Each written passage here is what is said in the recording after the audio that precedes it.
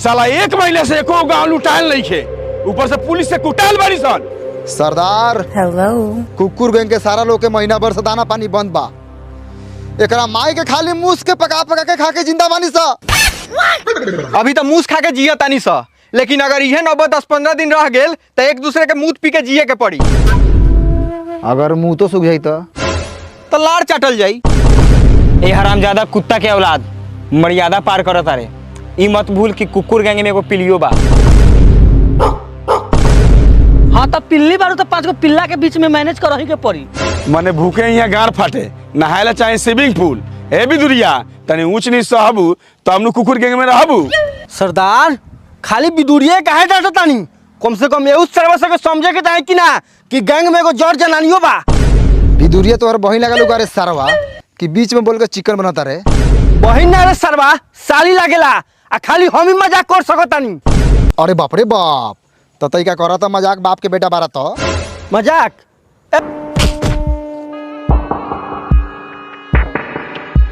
साला चुम्मा चाहिए। ए उठा के फेंक खराई में, गिद्दर खाई। आ चल होशियारपुर गांव पर धावा बोला जाओ। भाग सरवा, चुमा के चक्कर में गाड़ लिवा ले।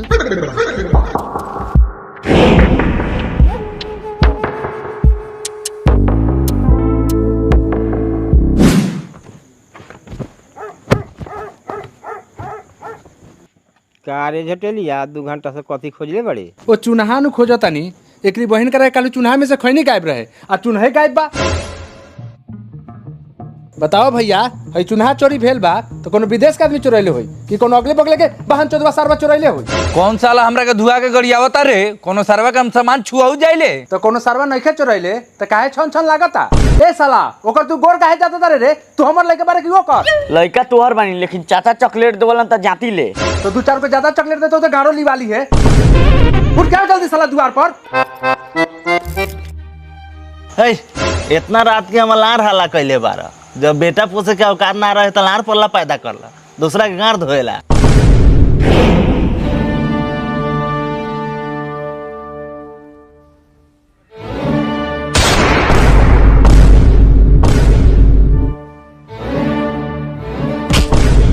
बिना पूछले फायरिंग काहे करे रे सरवा? ए लार, हमर गोली के कमी है क्या मर दे।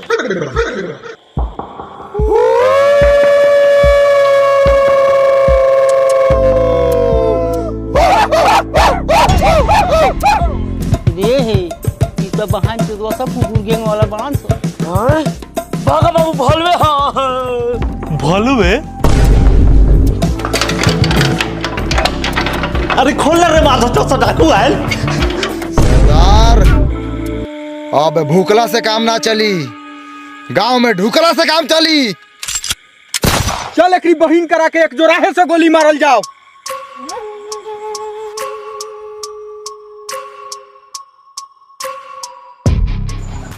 हे कोची कहला उतरे पगुड़े के पापा? भोसरो तोरा सुनात नहीं के, जल्दी जाके गेट अंदर से बंद कर, डाकू आ रहल बा।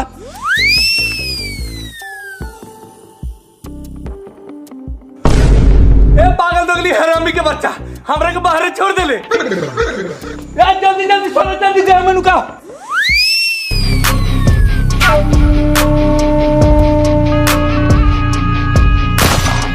निकाल तोरी बहिन करा के लोहा टीना प्लास्टिक सन पापड़ी बेचे अरे करे सरवा।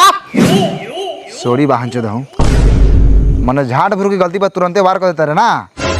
अच्छा भेटो कोई एक कोरा में सुता के मार लेबो पूरा में। निकाल सोना चांदी गहना गुड़िया पैसा कौड़ी, ना तो उठा के ले जाम छौड़ा छौड़ी बहन की लौड़ी।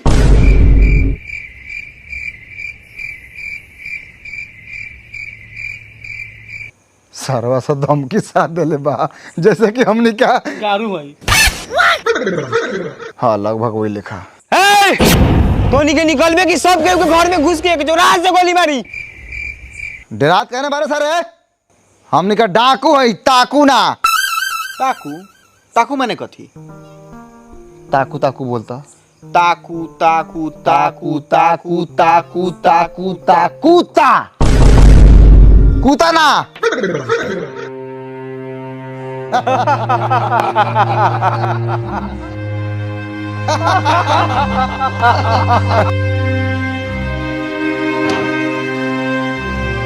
आई डाकू लोग खोल देले बानी जे करे के बस कॉल। कथी रे पोथरी कथी खोल देले बारे ये जंग बारी पिठास में फाड़ दे। हट चढ़वा अपने चौकी के तब मोगल के घुस के लुकायल बारे आय गेट न खोल लिया एकनी कौन ठीक बा घर में घुस के गोली मारी के कथी मारी। चलो उन्हें भौजियो खोल देले बारी हम जाइत नहीं लूटे ताले तूनी के ये समझा। काफी लूटे जाता सरवा ही ई सरवा इज्जत लूटे के फिर में नहीं खेन का जानी सरवा चुप हो बा। ए घर में जितना कीमती सामान हो सब उठा के ले आओ ना तो तोरा के ऐसे उठा देबे ऊपर। अरे सब काम में तोनिए के आगे रहा था रे तो हमरा के लाना पड़ा बोले सरदार एगो गोली मार के हमें खत्म कर तोनिए में सब बन जाई कोनो सरदार। सरदार रउआ रही ना आराम से राउर उमर बा हर जगह बोले के हमनी के खून बा गरम राउर खून बा ठंडा ऐसा हमनी के धंधा चलता मांदा धरा दी सलांडा। एगो बात कहीं भाई लोग चुप सरवा भाई लोग ना कसाई लोग बा हमनी के घर में कुछो नहीं के अंदर ना के सिवा। हीरा मोती सोना चांदी कहाँ से ले आए विश्वास नहीं के तो घर में ढूक के हुक दू। सरवा झूठ बोलता सरदार एक साला के मुंह पर थूक दू। हट साला हट। रे सरवा तू काहे इतना गरमाता रे जान से जाए के का जान बड़े तो जान बा। अरे बाप रे बाप डाकू दी डाकू दी जरा गाने बेटी के बियाला रख ले रानी अरे दादा। गोली थोड़ी ना मनियो फिर कमा के कर लिए हमनियों को तो मजबूरी बा ना लूटम त खाइम कहां से बुड़बक लेके रोए लगले जो जाके सुत अब ना लूटबो। माई बाप हम बात बुझू बोले हमरा साथे चीटपट कर लू लेकिन हम गाने के मोटरी दे लू। हट भोसरी अभी हमरा उ सब करला दे में ताकत बुता नहीं के। सरदार आय रे सरवा हमरा जूजी वाला गांव में लेके आयल बरे एकरा घर में इज्जत के सिवा बा कुछ लूटेला। साला घर में कुछ ना है तो तू साला घर में दूध पी जाबी। सरदार ई सरवा इतना छुतहर बा कि एगो लड़का के बंदूक भिरा के ओकर दूध पी गेला। आय हम लागल बानी सोना चांदी खोजे के फेर में ई सरवा लागल बा हरिया बर्तन खोजे के फेर में। भाग सरवा हमरा साथे तू कोनो घर में ना ढुकिए साला ऊपर से पाद तो बा। हां तो खाली पेट बाइन तो पाद ना निकली खाना पीना तो बाहर नहीं मिलत खाली लूटपाट तो होता। हट मार दी गोली मार दी हट। सरदार इन्हें तो कुछो ना मिलल लेकिन घर में आटा सब्जी रलक ह बनवाऊ खा के निकल जाई। भूख तो लागल बा कहीं पुलिस उलिस आ जाई तब। भूख से समझौता ना करी ना तो देह में दुख हो जाई। चल साला सा फटाफट खाना बना भाग चोद।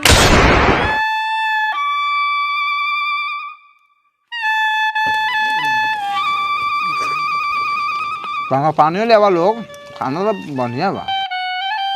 तई का प्याज मरचा बा का दीदी। दीदी लोग प्याज मरचा कहाँ से होई हमनी से ना मांगा हमनी लोग मोट मोट मरचा बा हरियर इनकर प्याज बड़ी भरका।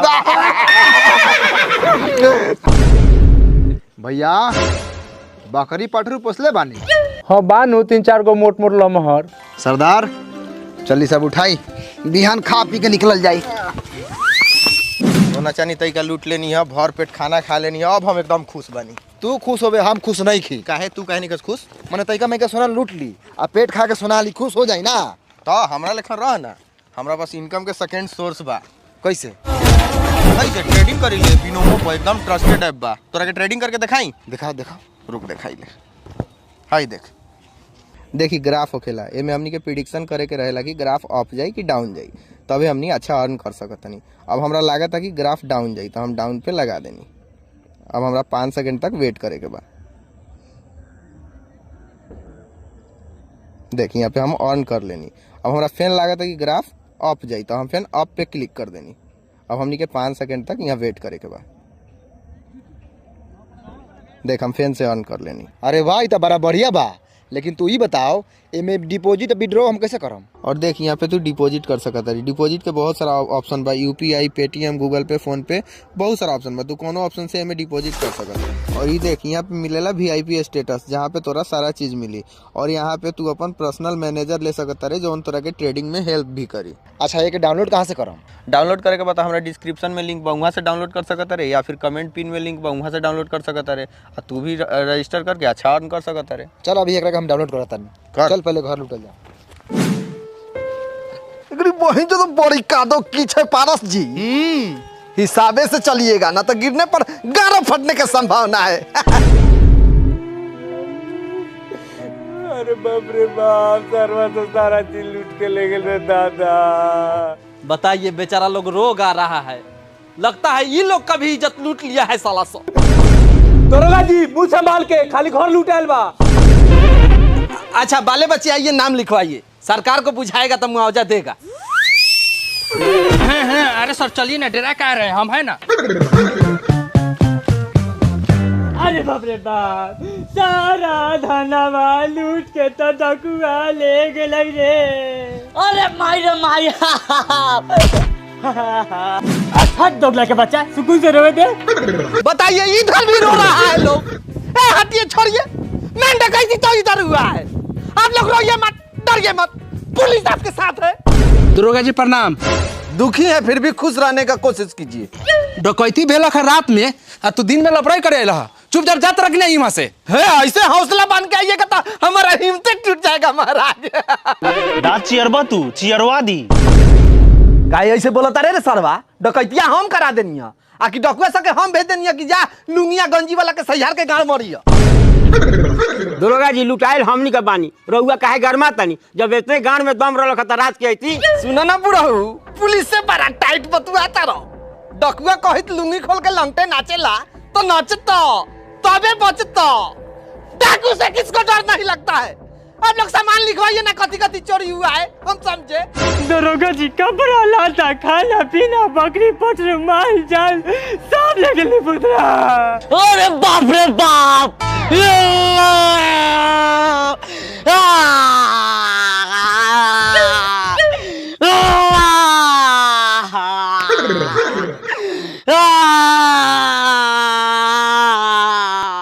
माधर चौदह ऊपर इतनी करता, जेहू मिले बड़ा सेहू ना मिली। चुप सरवा। माने सब कुछ लुटाइला के बाद इज्जत बचल बा, तो एगो काम करी, जब ले मुआवजा ना मिलता तब ले इज्जत बेच के घर परिवार चलाई। ज्यादा फालतू बतियाला तो मारो मैसन तबरा के दरोगा से चौकीदारे बन जाएगा। चलो जाइए वहां से, हम अपन विधायक से बतिया लें। सिपाहियों, गलत बोल दिया है, यू आर अंडर पीआर। लूटे वाला के अरेस्टे नहीं खन करत, हम लुटाइल बानी तो हमनी ला अंदर भी यार। साला हाथ में बंदूक रहते पब्लिक तो द्वार पर से ढकेल के बेलगाते रहा है। पारस जी देखिए बंदूक लोड है तो एगो गान में गोली मार दीजिए, कह दीजिएगा दरोगा जी डाकू से मुठभेड़ में शहीद हो गए।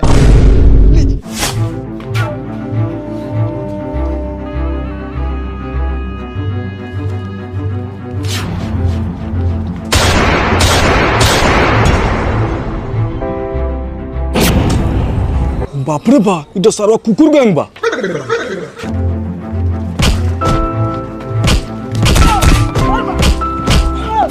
निकाल साला पैसा कौड़ी सोना चांदी निकाल। चारों बगल से पूरा गांव के घेर, अब मारत मारत सबने को छटकाते लेर।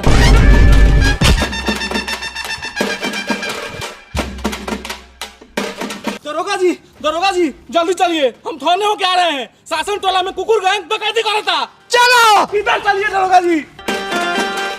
कुकुर गैंग बहन चौदह रात में डकैती कैलक तो कैलक, दिनों में डकैती। चलो तनी बहन चौदह को पकड़ के पुलिस के हवाले करो, तनी इनाम मिली। वो लोगन जितना मांगा तनी उतना गान मारा के लिए आई क्या? बड़ा गरीब आदमी बानी, तनी दया करो। बहन चौदह सा ईटा के घर में रहता कहता गरीब बानी, हम आधर चौदह हूँ। हमने के दिमाग के कोनो ठीक ना रहेला, कब कोना के गोली मार दी। अपना लेकिन बतियाता नहीं, नेचुरल बात तो समझ में नहीं आवत। हमने के डाकू बानी, बात के तुमको घमंड बा। सोना जाके लिया ना, सोना चांदी पैसा कौड़ी धन दौलत मार दऊ बहन चौदह तो मर जाबे, तो सारा सब लाद के ले जाबे का रे। ले लिया जा। रउआ लोगन बात कहना समझाता नहीं, हम नहीं लगे गाड़ देवे के अलावा कुछ नहीं के। सरदार इस सरवा के घर में कुछ नहीं के, सारा सोना चांदी जेवरात नुका देले बा। नहीं होता खेला भी नहीं होगा, गांठ टटाता। अब तोहनी का चाहिए सोना चांदी कमा के रख ले बड़े कार सरवा सो। सरवा फालतू काय बोलत रे? हमनी चोर चुर बनी का रे? हां तो झट नोच लेबे, डर खत्म हो गेल बा। तू मरबे तो हम छोड़ देबो का रे सरवा डाकू। अरे बाप रे, मार के मार के। अरे साला रे, हाथ में बंदूक रखे ओकर माथा फरबे, सीधा गोली मार। एगो गोली रखा था ऊपर फायर करवा देला, अब नहीं थे।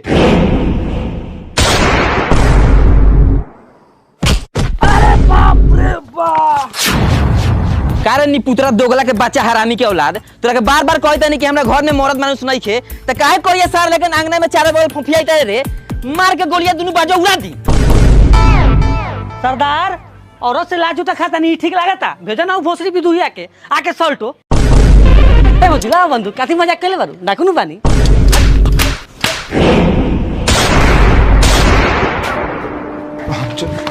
भागिए दीदी आसो तीनिया तो सांचो को गोली चलावता बाबे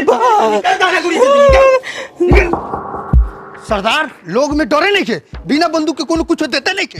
चल लाश गिरावल जा, बिना लाश गिरले कोनो कुछ दी ना।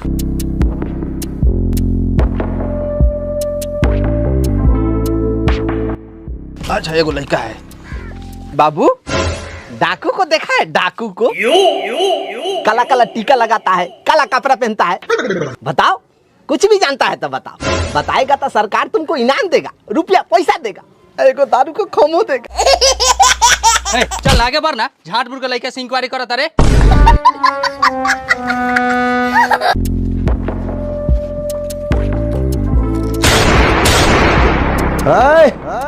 चुपचाप भला आदमी के बचा लेकिन जे घर में सो निकाल काहे कि अब हमनी के गाड़ पे बीक चढ़ गेल बा। दिमाग पे बोल सरवा, बोले के दूर तब बार नहीं खे अड्डा कहती करब। कथी बोले रे माधरचोद? मुंगलाट पे दियो का रे? कथी बोले है? तू कैसी बोल ले है? तके घर दा बता घरवा। ए सरदार तनी है के लोड करके देता भाई। हाय लीला जाई। लागत लियाल गहना गुड़िया डलिया में। लो लो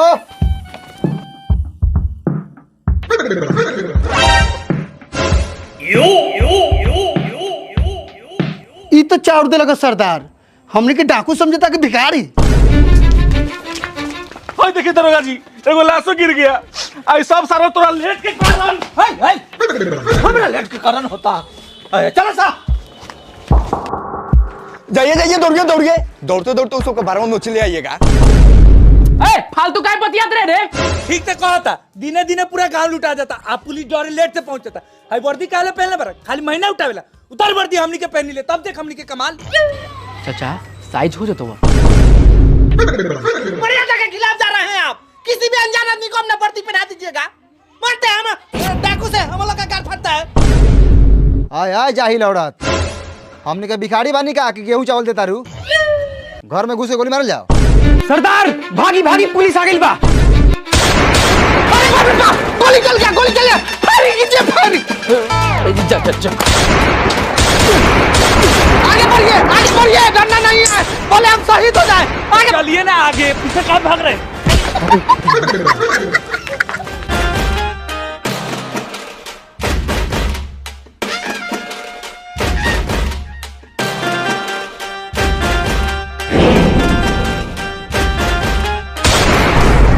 मर गए, जान नहीं लगा, जी गए, बच गए। आगे बढ़िए जब तक है जान। शाहरुख खान बोला मजाक नहीं।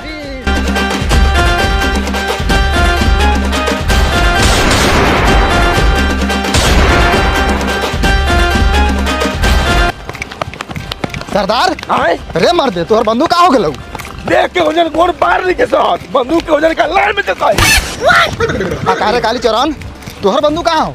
देह में जान प्राण बाहर नहीं के बंदूक लानवा से उठाई। ज्यादा बोलो तारे, तू ज्यादा बोलो तारे। मार दबो गोली पुलिस पर ही तोरा के, समझ ले। अरे ए कहां ले रे? लुकारा नहीं है, लुकार ले हा साला डरपोक। टोनी का बड़का ढीठ बड़का काहे भागत रे? सबके अपना अपना जान के डर हो खलई। दरोगा जी दौड़ते दौड़ते मर जाम का, सामने बस चलाई ना गोली। अरे दौड़ते दौड़ते हाफ गए हैं, अंगुली काम नहीं कर रहा है। हमारा उंगली काम कर रहा है, मार दे का। रहिए ना आराम से, हम लोग को जिंदा पकड़ना है। सरदार पुलिस सामने आ गया है, मुठभेड़ किया जाए। करो भागो तो जान बचाओ, डाकू घूम गया है।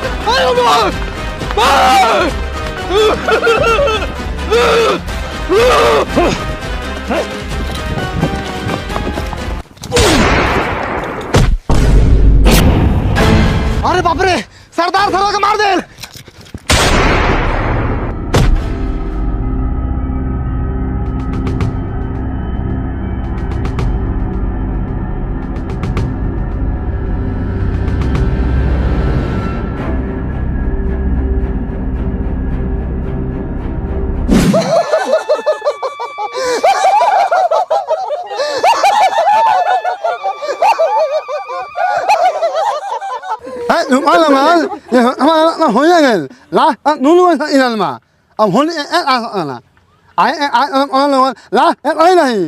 ये सब तो ठीक है बा मंत्री जी, लेकिन रउर बात झाटो समझ में नहीं आवत।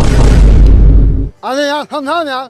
अरे इनकरा कहे के मतलब बा चुपा लोगन होनी के डाल सकता, लाश तो दोनों तरफ गिरल बा, तो इनकरा कहे के मतलब बा लाश उठा के आ जाके फूका लोगन। रउर बात रउर चेला समझा देले बा मंत्री जी, लेकिन लाश फूके से पहले हई सारा के गार में बांस दास के नाश करम, तबे ई लाश पास करम। का कुकुर गैंग ए तनी तेवर काम कर, तोरा जैसन डाकू से हफ्ते हफ्ते जेल में अपन झाट छिलवाइले आ ज्यादा खीस बराइले तो अभी तहां 4 टेम्पू फोर्स उतार दे। ए फोर्स उतार चाहे कमांडो, हमर सर्व सरदार मरल बा, बदला तो लेबे करम। बादला के फेर में रहबे तो पदला भी ना मरबे, हमर चौकीदार देखे मेरल बहान चोद लोगन। तोनी के तो खाली चौकीदार मरल, बड़का ऑफिसर मरल रहती हो तो हमनी के छोड़ दे। सारे डाकू के अभी तक ले सफाया करते रहते। बेशक मंत्री जी सरवा बोलत तो ऐसे वजह से एकर सरदार यूपीएससी निकाल के डाकू के सरदार बना रहे, हमर चौकीदार तो सर के 2 लाख रुपया घूस दे के घुसा रहे। अरे रुकिए आप लोग, यहाँ ना डाकू मरा है ना पुलिस वाला मरा है, यहाँ में 2 इंसान मरा है और नाश्ता नहीं आइए। नाश्ता निकालिए मने यहाँ 2 गो लाश पड़ल बा, ओकरा के बिना फूकले हमनी का नाश्ता कर ली। मने रउआ चक्कर में हमनी धर्म नाश ली ना। अरे इनकरा कहे के मतलब बा ना पुलिस मरल बा ना डाकू मरल बा, 2 गो इंसान मरल बा, बीच के रास्ता निकाला लोगन। हाँ तो रास्ता बनवावल निकालल नेता लोग के काम बा, डाकू लोग के ना। अरे यार बोलो, अरे यार मसाला सुना। मंत्री जी रउर हम बात समझ गए बनी, रउआ बीच के रास्ता निकाले के चाहतनी ना, तो रास्ता हमारा जूझ में निकालम कि हमारा मरलका सरदार के सुतलका लाड़ो में है। सारा सौ के अभी त्योर कम होता। बोले दे खसी कटे से पहले बहुत में मिया ले। दोनों आदमी आन हो सुन लो, ना हम अपने माँ उन्हें हम अपने माँ अभी मारे होने ना उन्हें अभी सुना होने ना उन्हें जाने ना आपसे में बात मत और लोगों नाच में ठीक मानू। हाँ